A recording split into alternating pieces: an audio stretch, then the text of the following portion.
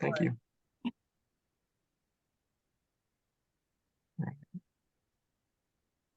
All right. Well, I know I kind of put you guys on a tight timeline here just because I got a business meeting in about 30 minutes. So I'm just delighted to know that you guys are still working on this and looking into it. It is a very complex, gnarly, highly charged space. So I appreciate your courage and tenacity. Thank you, ma'am. Yeah, no, we're excited to be doing this. But to get started, so we have a list of questions that we're just asking everyone. But the first question is, when were you diagnosed with Lyme disease? Can you speak on your experience with that? Yeah, absolutely. And it's actually a little bit more complicated of a story, which by now you might understand is a traditional answer for most Lyme disease patients. I was officially diagnosed in the summer of 2013, late summer, might be early fall. Forgive me for the exact dates. 2013, I was a student at the U.S. Naval War College. I was diagnosed via a LabCorp test that was given to me at the Naval Clinic, Newport, Rhode Island. However, backing up a year in July of 2012, that is when I was given my first Lyme disease test. I was the commander of the 333rd Fighter Squadron. I was stationed at Seymour Johnson Air Force Base in North Carolina. I was extremely healthy and fit as a fighter squadron commander. And in the summer of 2012, I came down with what felt like the summer flu, fatigue, malaise, aches and pains. And it didn't go away after like 2 weeks. And about 2 weeks of that, I got a rash on my right hip. It was about 6 inches across. I now know that was an EM rash. At the time, I was uneducated on what that rash was. And so were my military doctors. When I went in to see them, I said, hey, I haven't been feeling well for a few weeks. I'm not shaking whatever this is. And at that time, we didn't have a summer flu a la COVID, right? I shouldn't have been having those symptoms in July. It was July of 2012. I said, take a look at my rash. The doctor, who was a captain at the time, looked at it, asked me some more questions, and he walked out. And he came back with a colonel, a Reserve 06, who was actually there for the weekend doing his reserve duty. He said, I just want him to look at this rash. And I will never forget this day because it's a very fateful day. They looked at each other and they said, and they were talking about Lyme disease. And now I didn't know anything about Lyme disease. I mean, I'd heard of it like you and me, like, oh, Lyme, no big deal, right? You take 2 weeks antibiotics, you're fine. Then they said to each other, well, we don't have Lyme disease in North Carolina. And we think it's a spider bite. So here's some topical cream and 5 days of doxycycline. And this is all in my medical records if you guys need that. So that was a very fateful day, right? A lack of education and awareness. That was the day I became chronically ill for the rest of my life. A few months later, I started having, so now we're into the fall or the holiday season of 2012, major neurological issues. So I was struggling to speak, struggling to walk, massive memory issues, getting lost driving home. Obviously, they grounded me. I was no longer flying, even though I was a fighter squadron commander. They sent me up to doctors up at, I want to say it was like University of North Carolina or Duke or whatever, fancy people. And they had asked me while I was there, they were testing me for MS. So I got, a spinal tap and MRIs and all that. And they said, hey, have you been tested for Lyme? And that's when my military doctors said, yeah, we tested her for Lyme, a few months ago, unbeknownst to me. So this is another interesting thing as a patient advocate. I've learned, they drew blood, but I didn't know what they were drawing it for. Long story short, the military doctor said, yeah, we tested her back in July 2012 and it was negative. Okay, let's fast forward. So I start falling off the edge of the planet, during the holidays of 2012. I PCS to the U.S. Naval War College up in Newport, Rhode Island. I am there the very first month. Again, this is June, July. So approximately 1 year from my EM rash and from the start of my illness. And I have been getting consistently sicker over the year. So now I'm a student at Naval War College and I'm struggling to read and write. I don't recommend that while you're trying to get a master's degree. The very first month I was there, my family and I went hiking at a local park. 2 days later, I was getting out of the shower and my husband said, what's that on the back of your leg? On the back of my right thigh. And I said, oh, and he came over and he looked at it and it was an engorged tick. So he removed the tick from the back of my right leg. I still don't know much about ticks or Lyme disease, right? Because they told me I didn't have Lyme and that I probably have MS. So I'm not thinking anything. I went to the clinic. They said, watch for a rash. And if you get any symptoms, come back and see us. And they took the tick that I had brought and they threw it out. Couple mistakes there. Don't throw out your ticks, test your ticks. And remember, only 50% of people that get Lyme disease get an EM rash. So you can have acute Lyme disease without having a rash. So for 30 days, I am really, really sick. I start to get sicker after this bite. I never get a rash. So I had a rash in July 2012, never had a rash in July 2013, even though we pulled a tick off that time. At the end of the 30 days, I wasn't feeling well. I had gone to a dermatologist to get a mole removed. And she asked me, how are you doing? And I basically had a nervous breakdown in front of her. She was an ensign in the Navy. And I said, I've been sick for a year. No one can figure out what's going on. I'm losing my mind. I think I'm dying. And she looked at me. Now, this is someone who I've not talked to. She goes, have you ever been tested for Lyme disease? I said, yeah, they tested me last year after I had this rash on my hip, but they said it wasn't Lyme. She goes, let's test you again. So that's the test that came back flaming positive, all bands, ELISA Western blot positive. And that's when I was officially diagnosed with Lyme. So the question is, did I have Lyme a year prior? Did I not? With the EM rash and what we all know now and the symptoms, I think it's reasonable to conclude I had Lyme. The argument could be made that I had STARI, Southern Tick Associated Rash Illness, STARI, which is found in the Southeast, which they don't call Lyme, but it's another tick-borne illness. It presents with an EM rash as well. We'll never know because these tests suck. And so that's why you guys need to help us. So I wanted to give you the full details because it's kind of complicated, isn't it? And that was all, it's all in my, I printed out my medical evaluation board paperwork and reread it so that I wasn't giving you guys any bad information, but it's all right there. Wow, perfect. Thank you so much for sharing that. Yeah, that's convoluted story, convoluted path, but Yeah, but as you guys know, the longer you go undiagnosed and untreated, the harder it is to be cured, right? So earlier diagnoses is always going to confirm better patient outcomes. And that's why your invention is so important.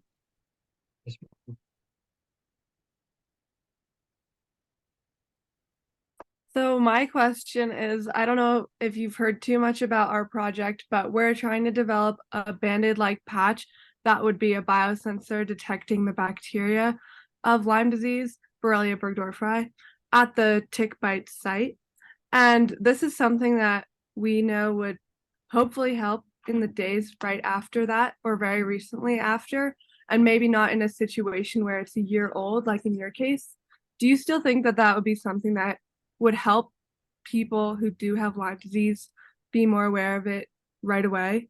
Yeah, absolutely. I mean, depending on what studies you read, only about 50% of people and, 50 to 60% of people that get Lyme disease and are diagnosed and, are lucky, right?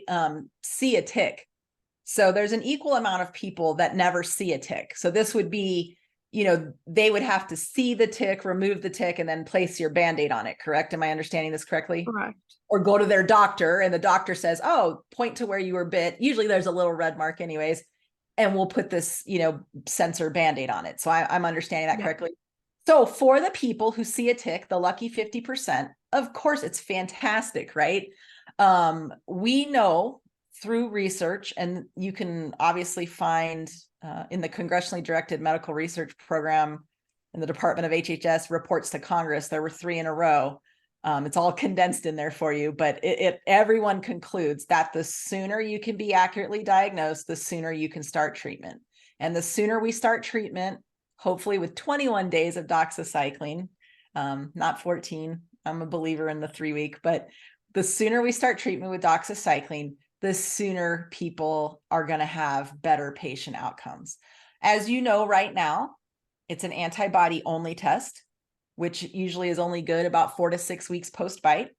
You also, I'm sure, have learned that at 4 to 6 weeks, it starts to become what's called early disseminated Lyme disease. So it's starting to get into your nervous system and other places, which makes 2 to 3 weeks of doxycycline not as effective.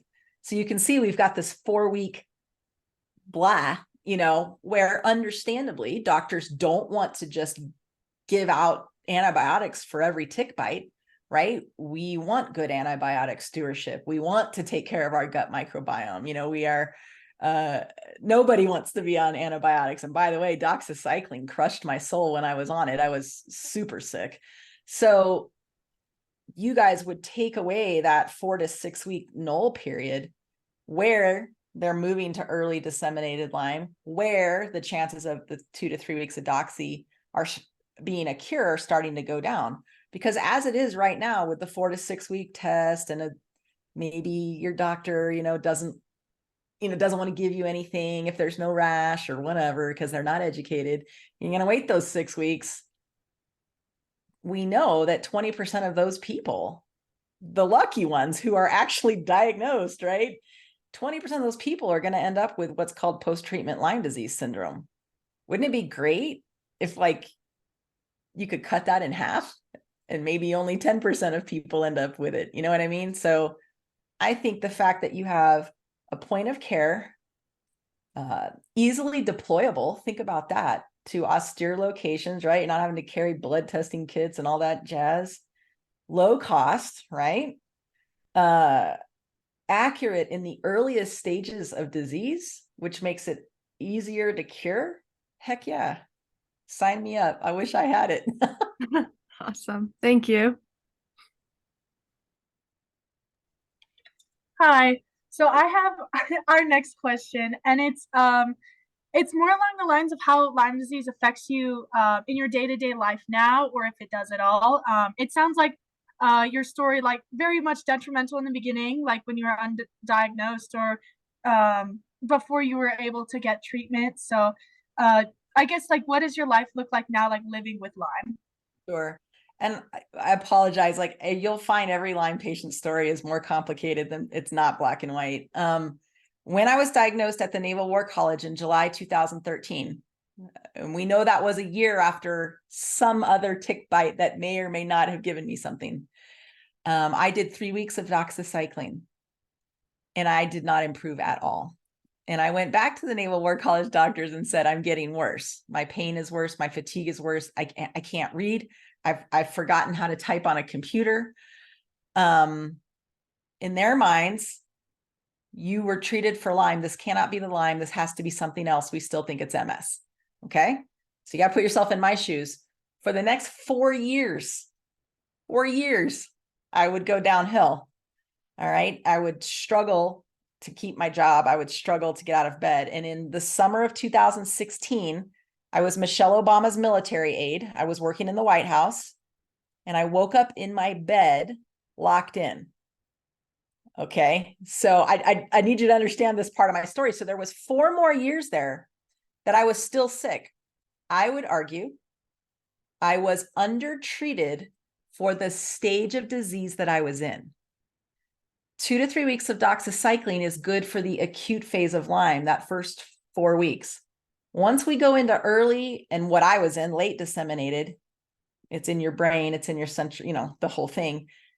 Then you start needing IV type, really high dose, horrible antibiotics. So the 2 to 3 weeks of doxycycline I got in July of 2013 was an under treatment for the stage of disease I was in.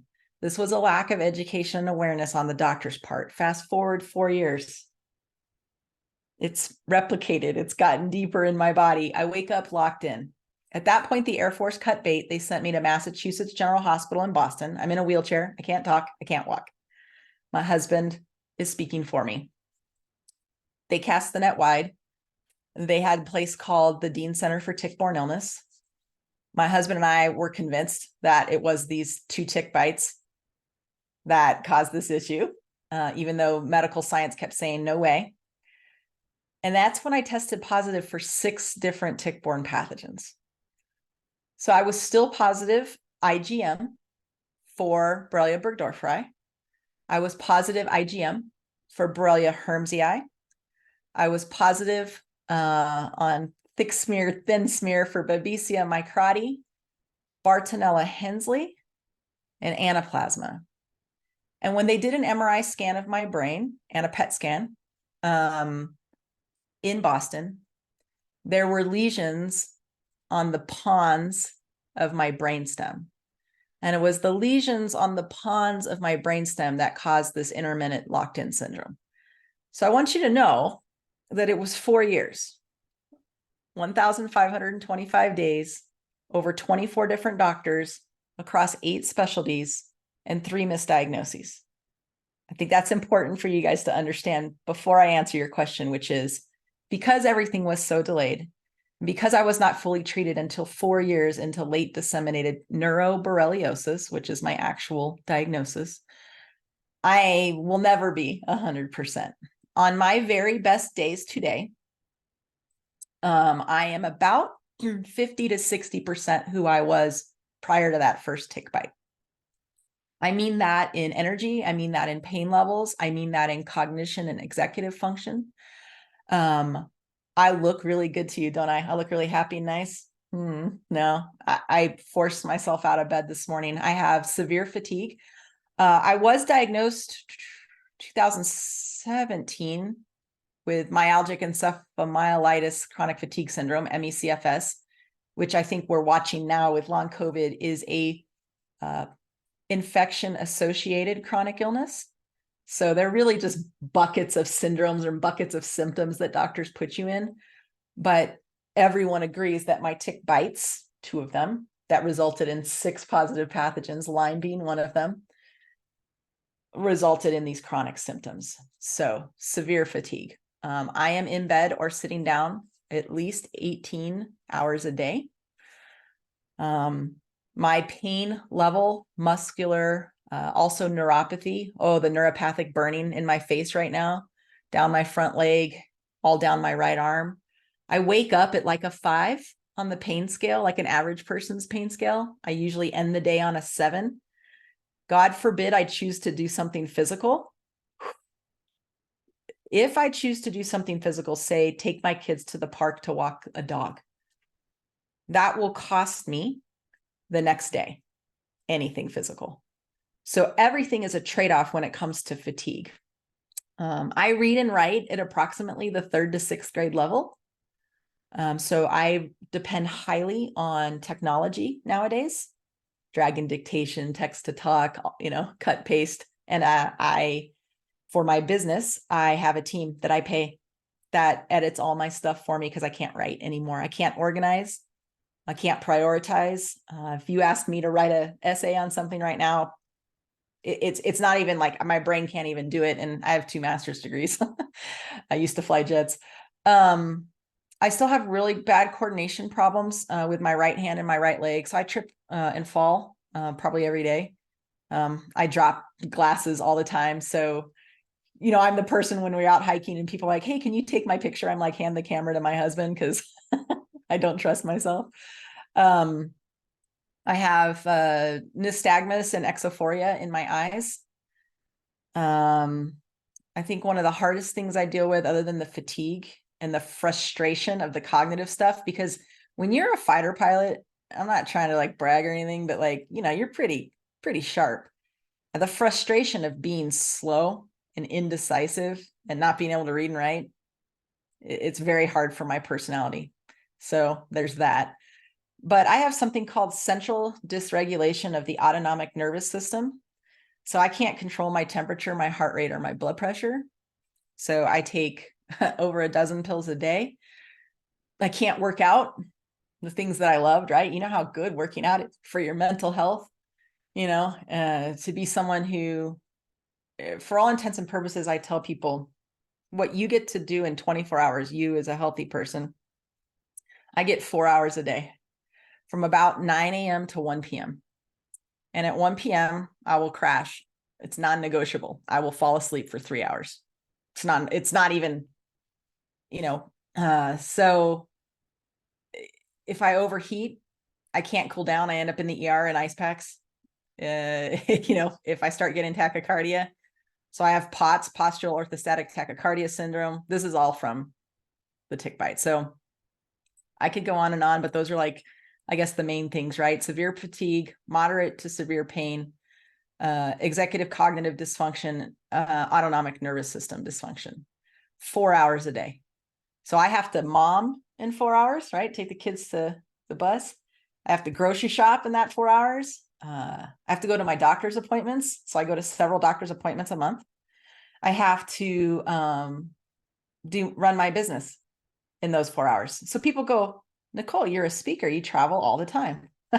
Yes, I do. One, I can't do anything else. I can't read. I can't write. I can't organize. What company would hire me? I can't work a 9-to-5 job. I can't be reliable to an employer. So all I can do is work for myself. So I had to start my own business, reinvent myself completely. And please don't underestimate how difficult that was. And like when I travel, I pay from the money that I get for my speeches for a sedan driver to drive me to the airport because I can't drive to the airport. I'll get lost. I won't remember where I parked my car. It's too long for me to drag my luggage that far. So I have someone help me with my luggage. And then I always fly first class, not because I'm a diva, but because I can't stand in line and I need a place to put my overhead luggage and I need room to move around because I hurt and I need to be able to move my body in order to make these flights happen. And as soon as I get to the airport, I have them transport me. I don't do the walk or drag my luggage. And I sit in the hotel room until 1 hour before showtime. 1 hour before showtime, I shower, put on my suit, I go on stage for an hour, and I'm immediately driven back to the airport. So what you see on social media or what you see here doesn't match, right? So let's talk about, how does it impact my life? Let's talk about the stigma that society places on invisible illnesses. Why do I buy a first class seat? Because I got sick of being harassed by people for boarding with the handicap. I get yelled at.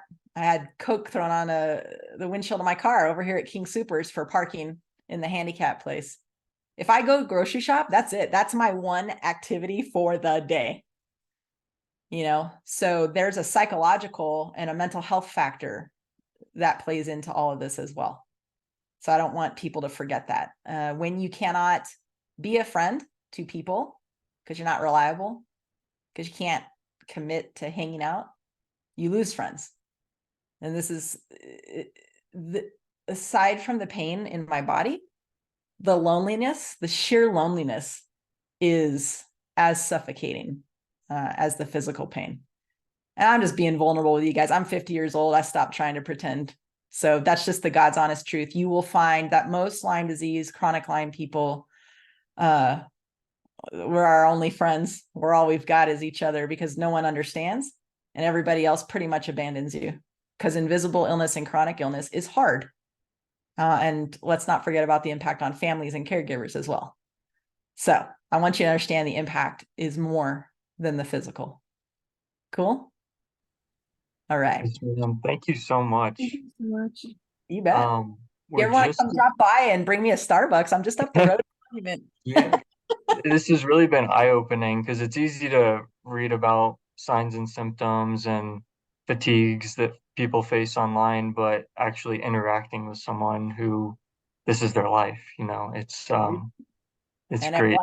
at 1 o'clock, you know what I'll be doing. I'll be up in Yes, bed. ma'am. And it's they talk about something called post-exertional malaise, PEM. That's the medical term. You can Google that. That's what you'll find, on WebMD. I hate that term, post-exertional malaise. It sounds like, you're tired, go take a nap, take a hot bath, you'll be fine. Yeah. That's not how it is. It's a trade-off. So if I do something today, I cannot do something tomorrow. So the way I have to schedule my calendar with my husband and my family is to a level of detail I've never had to do before. But if we go on vacation, for example, because I got kids, it's 1 day on for me, 1 day off, 1 day on, 1 day off. So my kids and my family know that mommy will be with us Monday, but Tuesday she's going to be sleeping at the hotel so that she can go with us to the museum on Wednesday. So they'll let me pick the ones I want to be at. And then the whole family adjusts around that. Crazy, huh? Yes, yeah. Yep. Wow. I really Well, appreciate you're being so vulnerable and honest with us about your story. This is like our motivation for the project is people like you. And I really appreciate your support in us doing that. No, absolutely. No, I appreciate it. I had the big fighter pilot mask, right? I was the poster child of the Air Force, you know? I was. And then you go from completely physically fit, mentally fit, spiritually fit to completely broken. I was completely broken. And we had to, like, with my husband's help and my family's help, rebuild from there. I mean, Lyme disease kills people. Don't forget, right? Lyme carditis, late stage borreliosis. But the number one cause of death in the Lyme disease community is suicide. And I know I can say this with permission of their family. Chandra Beckman, Lieutenant Colonel Chandra Beckman, flew F-117s, F-15Cs, was one of the first 10 women fighter pilots, a good friend of mine, an extraordinary human being. In 2017, got diagnosed with Lyme disease, didn't get better after treatment. Her story is identical to mine. In fact, I helped her get medical treatment through military medicine because military medicine didn't know what to do. And so I guided them. I also got her in contact with my doctors at Boston, Massachusetts General. She was medically retired, just like me. And just 2 months ago, she took her own life because of Lyme disease. It's a big deal, guys. So the sooner we can diagnose people, the more thorough and accurate the treatment will be, the better the patient outcomes. Yep. Thank you. Yeah. So what else you got? Anything else? I think that's all the time we have today, but we Do you guys- definitely want to keep in touch with you in the future. Yeah, I would love updates. You got a chance to talk to Wendy Adams, right? Of Bay Area Lyme Foundation, right? I think. If we haven't, I'm sure she'll be on our schedule soon of people to talk to. We have, yeah, we talked to Wendy. Yeah, exactly. Yep. Okay, who else do you want to like talk to? Because I wrote to you guys a lot and then I didn't hear anything and I was like, oh my God, I probably pissed them off. But like Anders Carlson, Major Anders Carlson, he's a C-17 pilot that was just medically retired for Lyme disease. I know he would love to talk to you. And then, you know, if there's other clinicians or people in the policy world, just send me the name and I will try to make it happen.